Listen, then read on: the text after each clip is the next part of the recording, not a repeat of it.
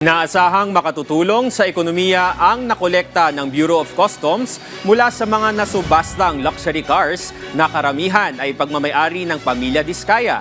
Si Elijah Canlas sa sentro ng balita.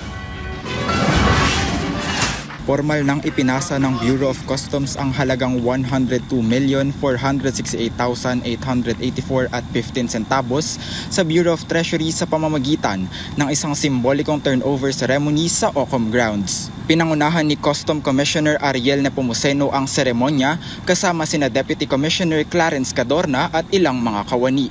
Ibinigay ng BOC sa Bureau of Treasury ang mga kinita mula sa subasta sa mga sasakyan ng mga Diskaya. Mayroon pang natitirang 25 na sasakyan na nakatakdang i-auction ng kawanihan. 4 sa mga ito ay mula rin sa mga Diskaya at inaasahang makakalikom ng hindi bababa sa 16 na milyong piso. Posible pang makalikom ng halagang 700 milyong piso sa natitira pang 21 sasakyan. Karamihan sa mga ito ay mga Pogo vehicles kasama na ang sikat na Bugatti. Ayon kay Commissioner Nepomuceno, ang mga kinitang mula sa naganap na auction ay malaking tulong para sa ekonomiya ng bansa.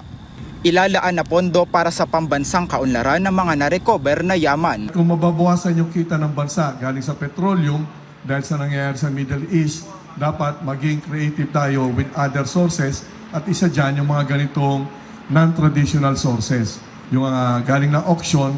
Mahigpit na susundin ng ahensya ang minimum price na pinapayagan para sa bidding. Itinakda ang susunod na bidding sa darating na 17 ng Marso. Ang pagbabalik ng mga ari-arian ng gobyerno ay pagpapatupad sa mandato ng BOC sa transparency at accountability.